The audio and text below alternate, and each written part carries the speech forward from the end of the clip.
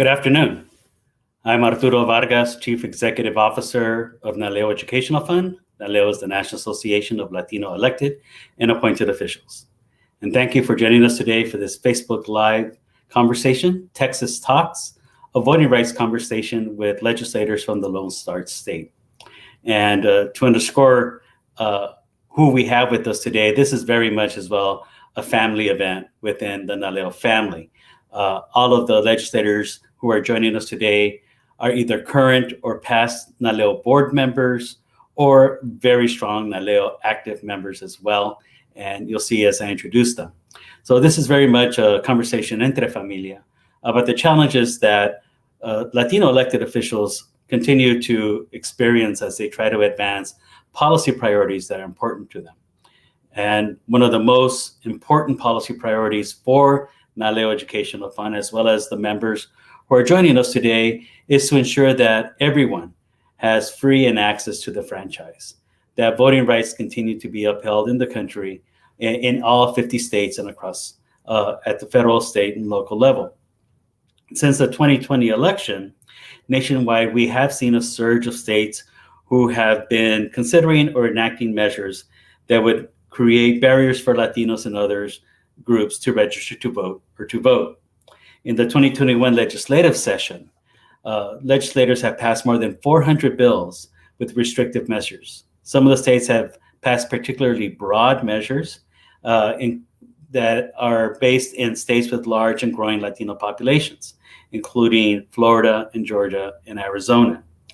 Now, our research and experience with Latino voters indicate that Latinos prefer to have a wide array of options to cast ballots, including vote by mail, early voting, and voting in person on election day.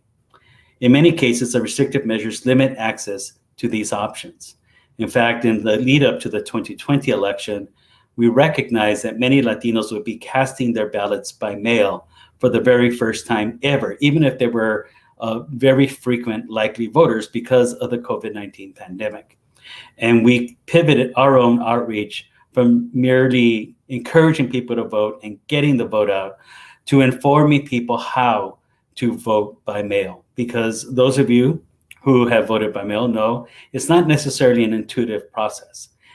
And people whose ballots are disqualified, more often than not, are disqualified because something was not completed correctly in the process. Either the envelope was not correctly signed, there was not a correct address listed, or some administrative procedural item that disqualified the ballot. So we wanted to make sure people were informed about how to cast these ballots by mail. We anticipate that many of these options will continue to be available to Latino voters throughout the country, but in some states, as I said, there actually are restrictions being considered or being implemented. And one of those states is Texas. And we have with us 4 members of the legislature to share with us their perspective as to what's happening in the state, what they're doing to try to ensure that voting continues to be something that all Texans have the full opportunity to participate in. So let me introduce our 4 legislators. I'm going to ask them each to share with us just a 1-minute overview of their perspective on the issue. Then we'll have a question and answer conversation with them to try to explore what is happening. As you well know from the news, the members of the Texas House are in Washington, D.C., and we'll explore as to why they're in D.C. and how their experience is there. And we also have a member of the state Senate who was in D.C., and I believe he's back in his district office now. So joining us first is that Senator Cesar Blanco, who represents a district that's based in my birthplace of El Paso, Texas. So we're excited to have Senator Blanco here. He is an active member of NALEO, has been so ever since his election to the State House and now to the State Senate. So welcome, Senator Blanco. We also have the Honorable Mary Gonzalez, Texas State Representative, also from the El Paso region, and she is a member of the NALEO Educational Fund Board of Directors. Welcome, Representative Gonzalez. We have with us Representative Mando Martinez. He's from the Rio Grande Valley area, and he's a member of the NALEO Board of Directors. For clarification, we are two corporate entities. NALEO is the membership organization, and Representative Martinez is a member of that board. And NALEO Educational Fund is the 501c3 nonprofit organization, and Mary Gonzalez sits on that board. And a past chairman of the NALEO Educational Fund board is Representative Rafael Anchia from Dallas, and he also is chair of the Mexican American Legislative Caucus in the House. So welcome, my friends, my brothers, my sister, my fellow NALEO members. Thank you for joining us for this conversation. I'm going to ask, again, as I said, each of you to maybe take a minute and share with us your perspectives on the issues that you're confronting, the challenges, and to describe what you see as the end game, perhaps. And then we'll have a Q&A conversation among us. And I'm going to start in the order in which I introduced you. So Senator Blanco, if you could go first. Gracias, Arturo. Great to see you again, and all of our NALEO family out there. And thank you for inviting me to participate on just such an important and timely discussion. As you all know, the Senate Democratic Caucus had fought this bill during the regular session. We debated over 8 hours, starting from 10 p.m. to all the way through 6 a.m. And we're not successful in defeating the legislation. During the special session that we're currently in, the Senate Democratic Caucus decided to do a two-front strategy, so to speak, against Senate Bill 1 and as well as House Bill 3, because really these are our attacks on our freedom to vote here in Texas. And earlier this month, we heard from hundreds of Texans who came to our Capitol to testify against SB1. And after hours and hours of compelling testimony against the bill continued to move forward. And our colleagues on the other side refused to listen to the general concerns of some of the witnesses and went ahead and brought the bills to the floor. Now, 4 of our colleagues in the Democratic Caucus stayed to fight against the bill and some of the harmful pieces of legislation on the Senate floor. And instead of engaging in a fruitless debate, several of us felt that it was important to join our Texas House members in solidarity to ensure that we're taking this fight to Washington, D.C. in order to shine a light on the need to pass federal election legislation and to demonstrate that our House colleagues have made a worthy cause to Washington, D.C. to bring light on this, not only to the legislators in Washington, but at the national level. And you all have seen that throughout your states, the news and the work that House Democrats as well as Senate Democrats have undertaken in Washington, D.C., not only with legislators, but with agencies such as Department of Justice and others, all the way to the White House. We had encouraging meetings. I think there's a lot of hope. Mm-hmm. We met with many leaders, both in the House and the Senate, and it's our hope that we move the needle and pass this federal legislation. Thank you, Senator. Let's hear from Representative Gonzalez. Thank you, Arturo, and so great to see all my colleagues, even though we've spent lots of time together lately. At the heart of what we're doing in DC and at the heart of the conversation is how do we have the healthiest and most vibrant democracy that truly gives everybody equal access? And that's what's in danger right now, democracy. Whatever side of the political aisle you're on, we all believe that voting is a fundamental right to our country and then to the fabric of what it means to be to have our democracy. And so when that is being threatened in very real ways, and I'll give one example because I think it's really important. A lot of you know that my youngest sister has Down syndrome.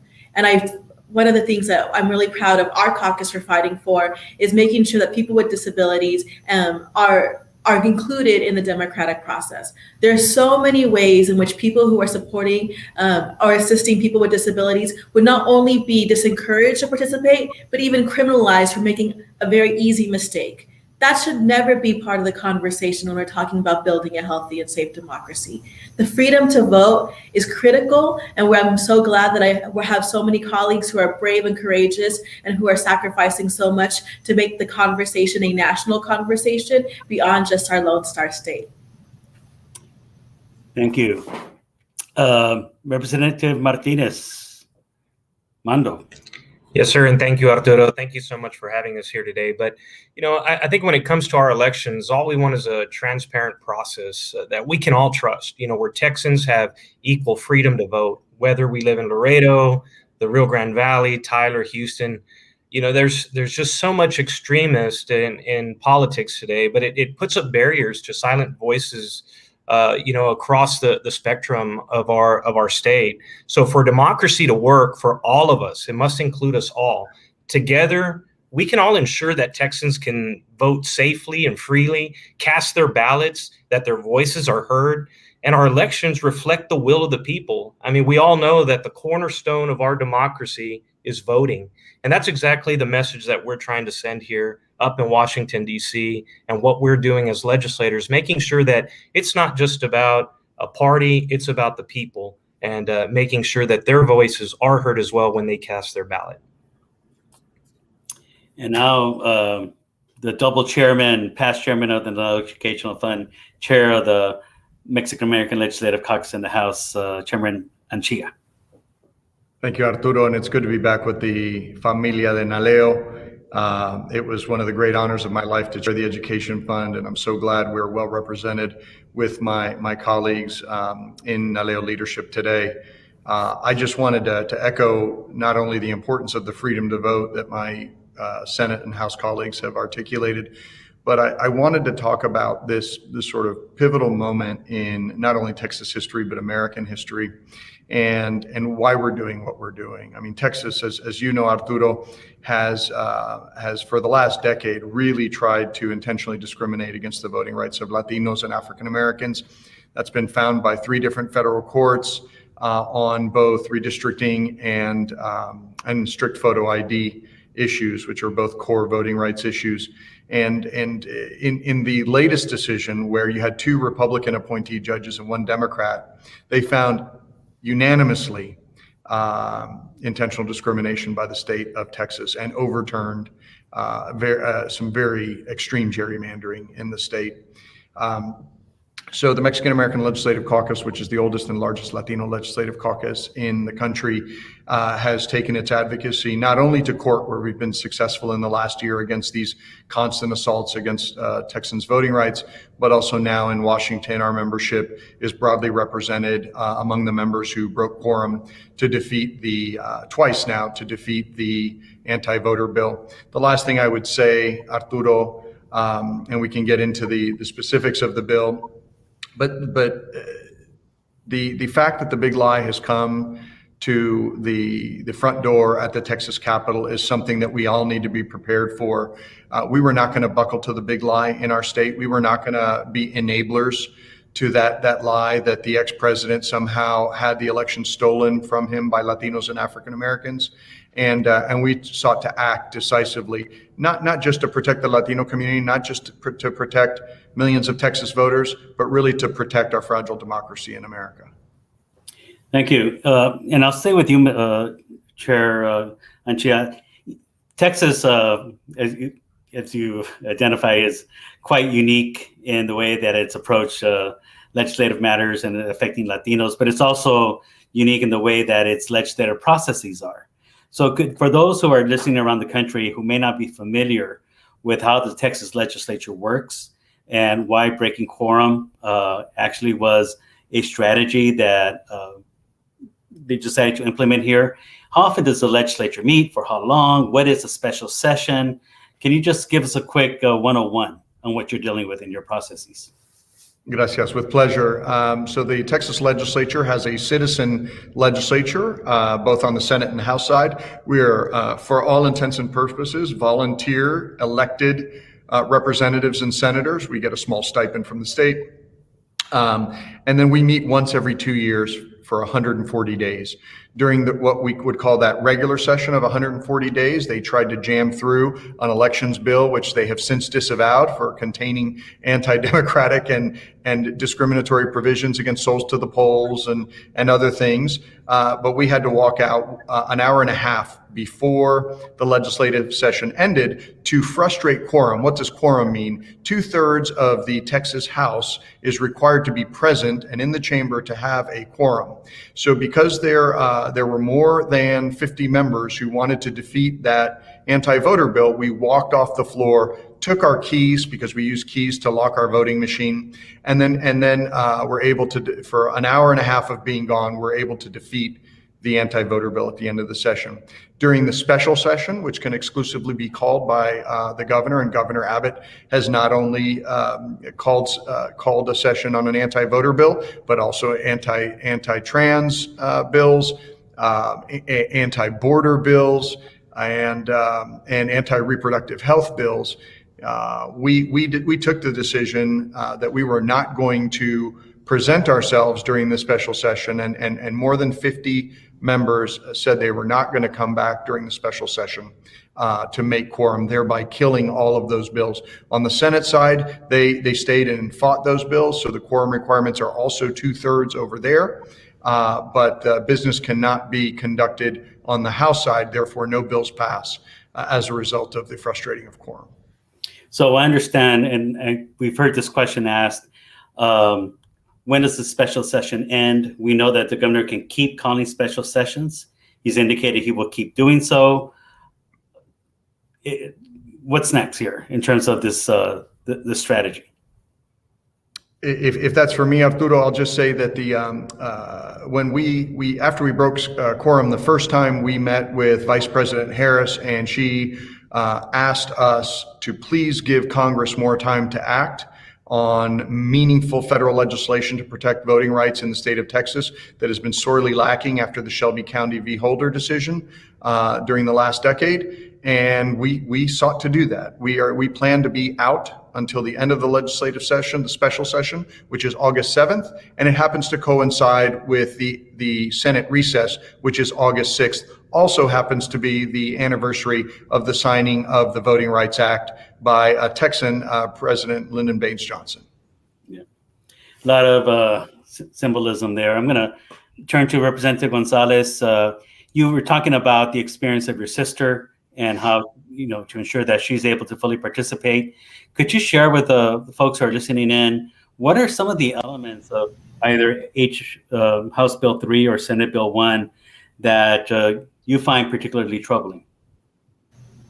I think anytime we're putting fear into people for assisting and or supporting somebody's access to voting, that is problematic. So again, just because the elements of the bill allow for someone to go to jail. And so it's not that people want to mess up sometimes, but because the rules can be complicated or you don't know all the exact things to do, you might therefore be fearful of being involved in the voting process. And that's a big thing for me, is the intentionality. The truth of the matter is we do need election legislation. We need to modernize our election system by allowing for online voter registration. We need to do lots of things to ensure that people aren't removed from voter rolls. There's ways in which we need to have bipartisan election legislation. But instead, what we're seeing in this moment in time that's particularly concerning is the ways in which the rhetoric in itself is creating fear for marginalized communities or communities who have had less access to voting by criminalizing very small or simple things that aren't necessary. Could you describe what are those small things that would be criminalized? So for example, again, I work a lot with communities with disabilities. So one of the things that if someone helps someone with the disabilities and they assist them at the polls, then they have to fill out a form. If they do not fill out that form accurately, if they forget to fill out that form, if something goes wrong with that form, they can be criminalized to that one part. That to me is concerning. It's not necessarily that form. It is the rhetoric of I don't want to mess up. So if I don't want to go to jail because I might accidentally mess up, I'm just not going to help. I'm not going to support. I'm not going to be part of the process. That to me is what, because what we hear sometimes, that's not a really big deal. It is a big deal. We should not have fear and intimidation as part of our access to voting. And when you start to criminalize things and you say, well, you're going to go to jail for this, or you can go to jail for that, that's when people are like, I don't know if I should just be involved in the process. Representative Martinez, anything to add about what you find troubling with the bills? Absolutely. I think also, reducing the amount of voting hours and the 24-hour access to voting. I think for a lot of firefighters and paramedics, just as myself, that we work our 24-hour shifts, we have families we have to go take care of. A lot of times it's very hard for them to get out and vote during that time period, and having that type of access and allowing our counties and our cities to make that determination and fund it, I think that is very troubling, because this bill is intentionally adding more obstructions and more barriers to where people are restricted to vote, instead of encouraging it and making it much easier for people, which is very troubling for us. I also think about, for example, on the mail-in ballot, where you need to have your driver's license and your Social Security match, or either one. But if it's an individual, for example, that is just moving from California or another state, and they have just changed their driver's license, it's not going to match what it was before. And that may be a ballot that is thrown out and not counted. So there's a lot of troubling features in this bill. And to me, I think as I mentioned before, when it's a cornerstone, the pillar of our democracy, we should be showing that we are there to make voting much easier instead of restricting it in many ways. Mm-hmm. Senator Blanco, anything to add? Maybe? Yeah. Yes. This is a deliberate attempt to create barriers to voting. No doubt about it. And the new restrictions are going to disproportionately burden vulnerable voters, people of color, Black and brown. And I think that they're trying to it's a desperate attempt to remain in power, is from my perspective. And the thing that's most concerning for me is the partisan poll watchers. They're going to be given the right to free movement that can threaten legal action to in order to get their way. And I think it's unacceptable. What does the right to free movement mean for those who are listening? Meaning a poll watcher can follow the voter all the way up all the way into the voting, not up to the voting booth, but the whole way. They can videotape. They can be able to listen to what they're talking about. And from my perspective, it's unacceptable. From Reconstruction to the most recent election, racist parties and candidates have deployed poll watchers to serve their own ends. When poll watchers are given free reign, from my perspective, people of color, especially Black Americans, they're going to face dire consequences. Mm-hmm. So these are the type of dramatic measures that they're taking. So I apologize for if I could just amplify Senator Blanco on that. Just think about how this is going to work mechanically, right? And I think we were able to maybe on the House side strip out the part where they, about recording, but they have to be given free movement at the polling location to both see and hear election activity clearly. Okay, and that includes when you're receiving assistance. Okay, and that's the language in the bill. So let's think about this practically. Let's say there are 40 elections up and down the ballot. Each of those campaigns can select and designate a poll watcher. In the past, these partisan poll watchers that are designated by campaigns, they were subject to the authority of the nonpartisan and independent election judge. Okay, and they had to listen to what the election judge said. Now, they are able to commit any violation, right? Not subject to penalty unless the election judge actually sees them do it once and then warns them about having done it and catches them doing it again. So think about that with 50, let's say 50 different elections. You have 50 very aggressive poll watchers meandering about the location and knowing that they get a free shot. They get one free felony, basically. They can commit up to a felony unless it's seen by the election judge and there being a warning. Think about how empowering that is for partisans And we know how aggressive partisans have been. We saw partisans attack the U.S. Capitol. We've seen partisans yell down voters as they go into elections locations. And while I think it happens mainly on one side, I have seen aggressive campaigns on all sides, right? Yet, so we are elevating the partisans over the election official and really giving them a free shot, a free felony, as we're calling it, to act almost with impunity and be able to see and hear all election activity at the polling location, which we feel, especially with 30 or 40 partisans at this voting location, will result in intimidation of voters. Now, for clarification, is this a Texas dynamic that you have an election judge at each polling location?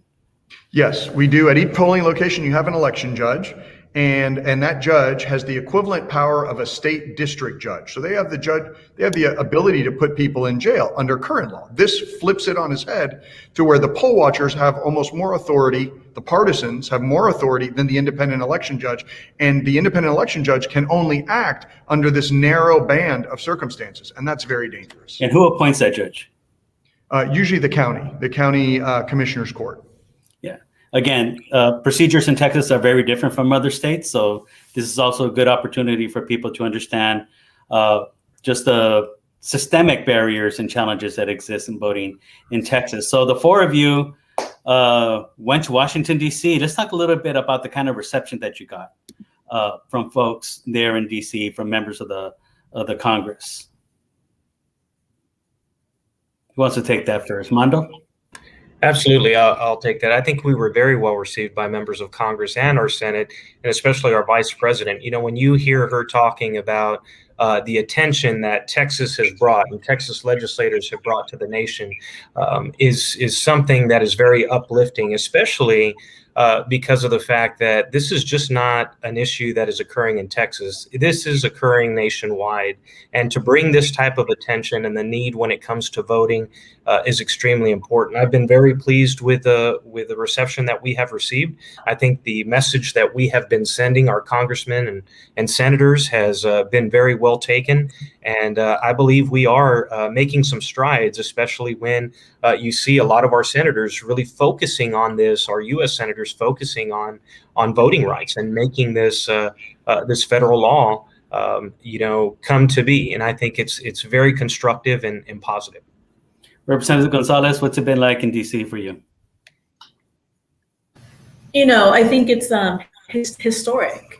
This is a very real moment in time. I go around my district back home, and I was having a conversation with a community college class, and I started the conversation with one question: is democracy in trouble? If you feel so, raise your hand. And every student in that class had their hand in the air. Right now, everybody across the country realizes that there are very real misinformation campaigns. These misinformation campaigns are then creating pressure to pass pieces of policy that will have long-term implications for the future of this country. We are really at that crossroads. So in DC, what we hear is a lot of gratitude for having this conversation to protect the freedom to vote, to make sure that we are staying strong for democracy, that we are staying united, not only with ourselves as Texas legislators, but really for the entire country. We were very fortunate enough to hear from Dr. King, and she said, this is a moment of conscience. This is a moral imperative. We're hearing very real vulnerabilities and concerns and pride for what we're doing here. And so I'm not gonna lie, it has been very difficult for a lot of members because we have lives and families and businesses. My poor 70-year-old father had to irrigate for me last weekend. Let me tell you, that was a rough conversation. But when you are fighting for the health of democracy, you just feel your heart is filled, and that gives you the courage and the pressure, the courage and the passion to keep going on. I know that there are people who probably have questions, and we're going to invite you to ask those in the chat. Yes. You've been receiving quite a bit of national press for fleeing Texas and being in Washington, and some of the meetings that you've had. One of the meetings that got quite a bit of national attention was a meeting with Senator Manchin, who's been seen as a key vote in the Senate, especially with HR 1 for the People Act. Senator Blanco, I understand you were part of that meeting. Any reflections on how that meeting went? Sure. I think it was a good meeting. I believe, correct me if I'm wrong, I think Representative Martinez was in that meeting as well. What was striking to me, Arturo, was the fact that this is a Democrat who continued to serve in a very Republican state, who was the former Secretary of State, who's the former governor of that state, who was actually surprised about how bad this bill was. And we talked about that. We talked about the importance of making sure that we pass the For the People Act, that we pass the importance of and the symbolism of the John Lewis Voting Rights Act. And we also talked about the Barbara Jordan Fair Elections Act that was introduced here in Texas, that we haven't received a hearing on, that we haven't had an opportunity to make our case. So, we understand that Senator Manchin and Senator Sinema are front and center in this debate, and it's important the decisions that they make. We were there to make the case because as state legislators, especially in the state of Texas, we're on the front lines of this anti-voter movement. And this anti-voter movement that's just really sweeping our nation. And it's driven by extremists seeking to make voting harder for Black and brown communities, for seniors, for youth, for disabled people. And it's got no place in our democracy. So I think he heard us. The conversations were very fluid. And my hope is that it made a difference. Any other notable meetings with other members, either of the Senate or the House, that really stuck out for you? Yeah, I'll just chime in. We met with senators who are former Secretaries of State, including Alex Padilla, our NALEO brother.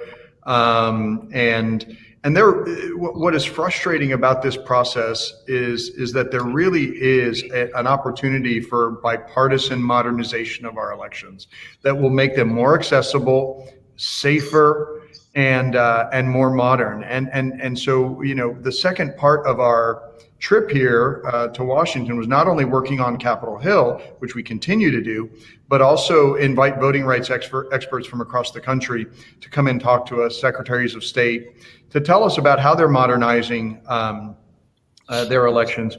Former City Councilman Lopez from Denver talked to us about how he now is heading up the department that runs election in his city, and the fact that technology can be employed here to make it more accessible to participate and more difficult to lose your vote, which unfortunately is the opposite of the direction that Texas is moving into. I failed to mention earlier when we were talking about the 10 findings of intentional discrimination against Latinos and African Americans that was found in 3 federal courts across the country. I failed to mention 2 other really important things: the fact that Texas has been found in noncompliance on a number of different occasions with the motor voter law, our National Voter Registration Act, because we still don't do that right through our Department of Motor Vehicles and DPS. And the other thing that we suffered just recently was our former disgraced Secretary of State tried to purge 100,000 U.S. citizens off the rolls and refer them to the Attorney General for prosecution. Of those 100,000 Americans were newly naturalized citizens that had registered to vote at their naturalization ceremony, most of them, and had exercised their freedom to vote. But it was really about shooting first and asking questions later after they had been submitted to prosecution. And there's just been this consistent pattern. So when people come to Latino members of the legislature and say, well, this is just really about quote unquote purity of the ballot box. I'm sure you saw how that went viral earlier in the session. Or this is really just about something other than what is really happening. We have a pretty jaundiced view because we have for the last decade been fighting all of these anti-voter measures. We're live on Facebook and we are inviting you to submit your questions. I know we have had some questions already. Eva Sandoval Bonilla says, thank you for fighting for our voting rights. Thank you for that. Emma Carmela Preciado, hello from Bejar County. So a friend from San Antonio area. Robert Valdez, I think that's our friend from the University of New Mexico, saying ciao desde Albuquerque. You see, we have some questions here. Another San Antonio, Jose M. Well, you have lots of Texans who are joining you in seeing what you're doing out there in Washington. And some appreciation here from Jeff Buell for what we're doing. We have a question. The media is reporting that negotiations are taking place. Is this accurate? And is there room for compromise? Now, I'm not sure if this is a reference to federal legislation or reference to state legislation, but I'm going to bet this is about compromise with federal legislation, since we have heard Senator Manchin indicate that he would support a different version of HR 1. Any sense of that from any of you who've been there? I'll take that. Why would we ever compromise on the rights to vote for Texans? Look, this bill, it does nothing but invoke the hateful spirit of Jim Crow. And it's designed to dismantle what we have fought for and protected for decades. And, you know, when you look at the needs that are before us in Texas, a broken electrical grid, Medicaid expansion, we're one of the highest states of uninsured in the United States. There's so many things that we could be doing, but this is the focus. And from my perspective, you don't compromise on those hard-fought rights of people. People have died to defend the freedom to vote. And we're walking back those rights. It's unacceptable. That's un-American. And we're going to do everything to fight it. Well, and if I can just dovetail a little bit on Senator Blanco's comments, you know, protecting the right to vote is so important. And when you have our men and women in uniform like Senator Blanco that donned that uniform and went overseas and fought for our country, and many shed their blood so that other countries could have that democracy and that right to vote. But yet we come back to our country and we're making it much more difficult. I think we are taking a step back instead of making it much more accessible. And it's a slap in the face, not only to our veterans, but to democracy here in our nation. But there was some indication that Senator Manchin had indicated he would support some different version of HR 1 that could get his vote. Chair Anchi, I see you nodding your head. Any indication of that from him? Yeah, look, one thing that people need to know about Senator Manchin, and Senator Blanco mentioned this earlier. She's a former Secretary of State. He believes in voting rights. He was shocked to see some of the things that Texas has been doing to its voters. And so I think he's going to look for a way to get something done. Who knows if it's on a reconciliation bill or some other vehicle. But I know that, and we're, you know, the U.S. Senate's one of the most exclusive, if not the most exclusive club in the world. So we're not privy to those discussions. But I suspect that there are round-the-clock negotiations and discussions about how to get something done to protect voting rights. In Texas, we're running out of time. We have until the August recess. The governor will call us back into a special session. We can only hold out so long, so we're letting people know on Capitol Hill and the White House that time is of the essence. On the heels of what will likely be a special session starting August 8th, we also have redistricting. As you well know, Arturo, you watch that very, very closely. And on August 16th, it is reported that we're going to get our first batch of from the Census Bureau of Census data that will start the clock on redistricting in Texas. So there's a lot at stake. That's right. The release of the legacy data, which is the raw data from the 2020 census, will be released from the Census Bureau on August 16th. And then on September 30th will be the actual files that can more easily be used for redistricting. I have a question just on the personal toll this is taking. You know, Representative Gonzalez, you've mentioned you all have lives. You know, Representative Anchia, you mentioned you're a citizen legislature.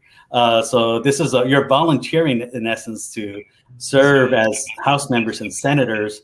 So you have another life out there that you've left behind. And then we've heard about a number of your colleagues becoming infected with the COVID virus. That must add another level of stress to what's happening and reflections from just a personal perspective of what this experience has been. Mando. Yeah, I'll go ahead and answer that. And I think this is kind of like heading into Jumanji level 9, right? What else could happen? It's pretty interesting, but I can tell you that the resolve and the strength of our caucus is very strong. Everybody working together. I think yes, all of us have families, all of us have issues, all of us have jobs that we need to get back to, but we are doing our work here. We're doing our work for the people and defending democracy, not only for Texas, but for the nation. And as Emiliano Zapata says, prefiero morir de pie que vivir de rodillas. I prefer to die on my feet than to live on my knees. For those of our friends who are not bilingual, Representative Gonzalez. No, and I'm going to weave in two things. So I feel like Representative Manchin said, we're living on borrowed time. We need Congress to act. How can people, NALEO members, help? Now more than ever, we need your voices to be amplified to congressional members about how we need voting rights legislation. And there's lots of ways it could look. I care less of how it looks as long as we get something to protect the freedom to vote. And so that speaks to, we're living in a borrowed time, not only because of the logistics of our sessions, but also, you're right, because we do have lives that require us to go back. There are parents who left their kids, like Representative Diego Bernal. There are people who left their businesses. And then, if anybody out there raises goats and horses, there's daily maintenance to livestock that needed to get done. And it sounds like a joke, but, these are very real parts of our lives that we're not complaining. We are proudly here, but I think it speaks to the urgency that all of us have to be giving a little bit. All of us, everybody watching today needs to be taking 10 minutes of their day to ask their friends and family, to call their congressional members, or whatever it takes. But this is an all people on deck movement right now. Mm-hmm. Anybody else on that point? Just a personal toll? It's hard. There's no question about it. We at the same time, the other side is unleashing its attack against all of us, personal attacks, and it is difficult. But my parents, came to America as immigrants. I'm the proud son of immigrants, and they risked a lot to get here. My mom came from Mexico. My dad, and Mexico, by the way, I'll just add, had one-party rule for 70 years and did not have free and fair elections. And then my father came from the Basque Country in northern Spain, where his people lived under absolute dictatorship of General Franco for the entire period after the Spanish Civil War. And so they came to this country not only for jobs and the economy and a better way of life, but for a democracy. Really the shining example of democracy on earth. And when you say, is there a personal toll? I say yes, but the toll on this great country and our great state of Texas, if we allow the erosion of voting rights, is something that not only sends a signal internally that our friends on the other side will keep coming after if we lay down, but it sends a signal to the rest of the world that if the beacon of democracy that my parents came to, that I'm so proud of, that Senator Blanco fought for, permits itself to be degraded, then despots across the world are going to be emboldened, and democracy across the world, which is under attack, will be even more precarious. So this moment, I don't want to make it too large. I'm not suggesting that we're doing something special, but I think it's incumbent upon all of us as elected representatives to stand up at this time and give a full-throated defense of democracy. Absolutely. I think we have another question that we're going to share here from Kevin Lopez. Thank you for your fight on our voting rights. What is the long-term plan in stopping this legislation from being passed, as the governor has the ability to call multiple special sessions to pass the bill? I think we talked about this a little bit earlier in this session. I think Chair Anchia, you had a perspective on that. Governor's going to keep calling special sessions. We're running dual tracks. Obviously, we're gonna bring back our best ideas on how to make voting more accessible and secure to protect the freedom to vote. But the reality is that they can jam us up on this. And they're saying, hey, come back to work, come back to work. And what our response is, we're working here in Washington to protect voting rights and the freedom to vote in Texas. But on top of that, what that means to them is censoring social studies. It's attacking trans youth. It's propping up the Trump border wall that Governor Abbott has vowed to finish. It's attacking women's reproductive rights. That's what work means to them.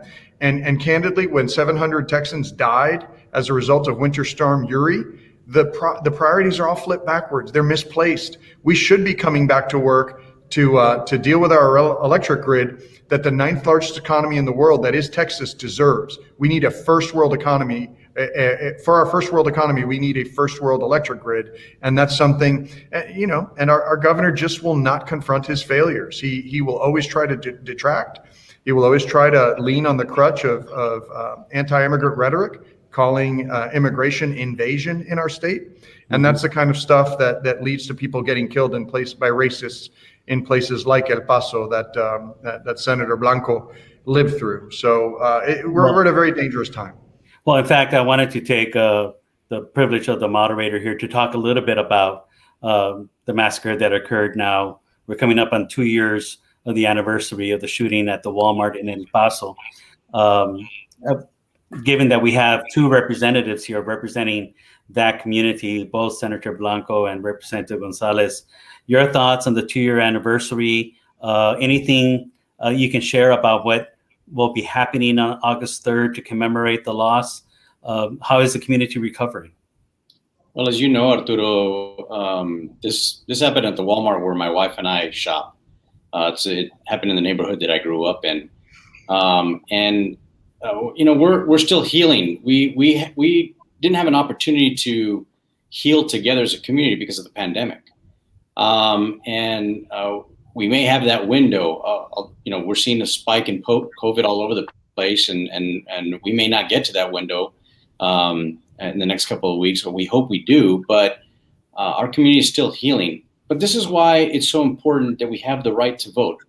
The moment that Texas is lifted from Section 5 of the Voting Rights Act, look at what they do. And this is a coordinated culture war that I think is started by folks on the fringe to attempt to stop voters from casting their ballots freely, safely, equally on matters at issue such as gun control and gun safety. And that's important to us. So it's difficult to go to the legislature and not be able to pass these type of bills that protect our communities. But they're holding us down. They're trying to divide us like the Jim Crow laws that we read about in our history books. But it's a time to heal right now. And it's quite difficult. I think all of us who represent El Paso and even Texas and who feel connected to what happened to El Paso do the work to honor the lives of the people that we lost. And so one of the ways we do this work is by fighting to have a healthy and safe democracy. I'll give an example. This last legislative session, I had a bill to talk about how we needed to have conversations with young people in the classroom about navigating the internet. Why? Because we know the person who came to El Paso, who did the shooting, fell down a dark rabbit hole of online violence, misinformation, and hate. That is the same trends that happen when it comes to voting: violence, misinformation, hate. These are communities that exist on online platforms, and we need to teach people how to navigate in healthy and safe ways. And whether it's on racism or whether, and these are all connected to race and racism in some ways, but this is a moment in the time that we're talking about, that these conversations are all interlinked. And I will be here in Washington, D.C., fighting for voting rights on the day we will also be honoring the lives of the we lost in El Paso. Yeah. Well, thank you for that.